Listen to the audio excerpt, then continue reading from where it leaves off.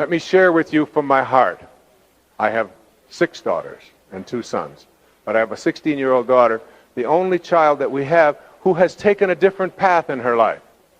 And we've struggled with it. And she had a very serious automobile accident. She had to be cut out of the car. She has taken a path of drinking and experimenting in drugs and so on. And I know that this is a path, and it's a very painful path, and she's had some very difficult times with it. And she's got a whole thing about authority and doing things her own way and so on. And I understand it, because I've lived it my whole life.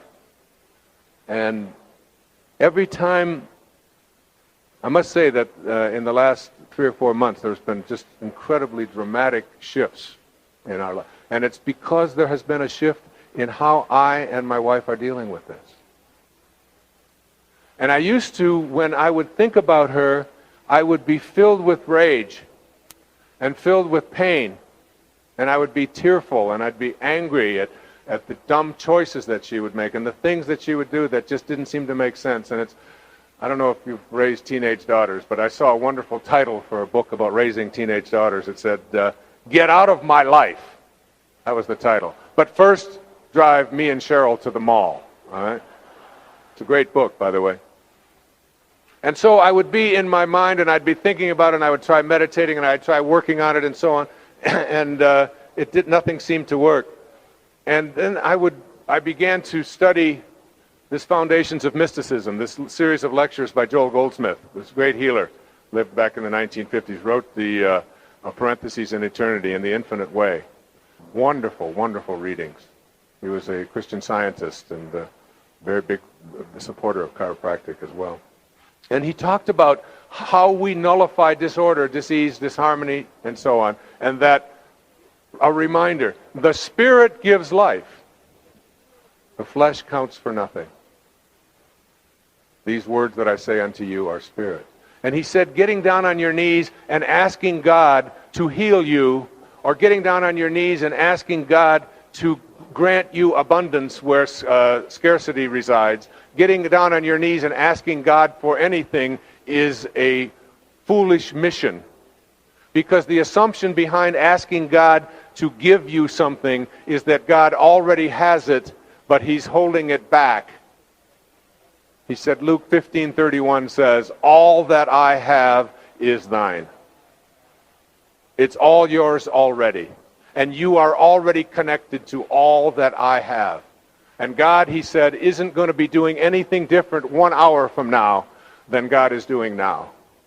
And God isn't going to be doing anything different an hour from now than God was doing 100 years ago or 1,000 years ago. God is the infinite now.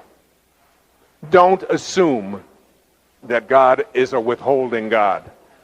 If I had the keys to healing you, to giving you abundance, to giving you a great relationship, to providing a job for you, whatever it is that you would like, and I held it all back, unless you begged for it or obeyed the rules that I said you must obey, you would say, you're really not even a very nice person, let alone a very nice God.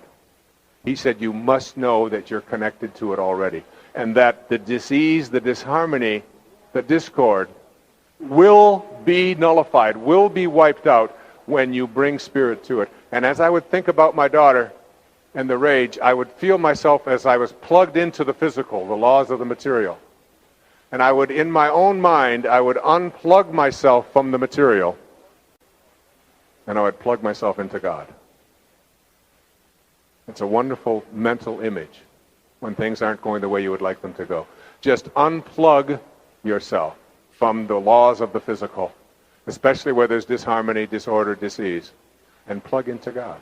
And what you do when you plug into God is you bring love, you bring pardon, you bring hope, you bring joy, you bring fulfillment to that, and you correct the error, and it's gone.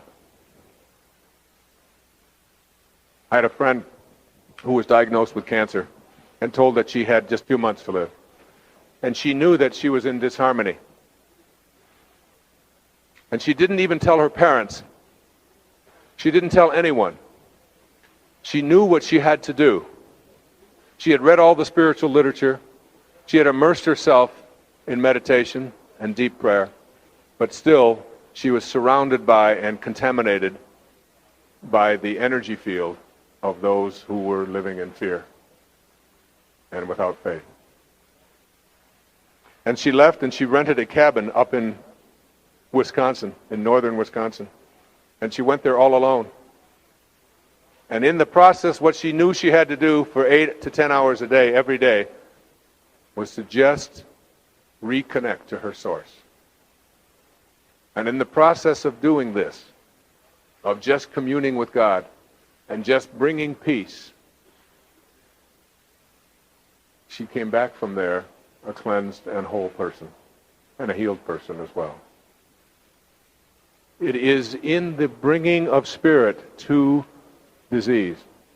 And that's why I say and said to you at the very beginning, you must be operating at a different level.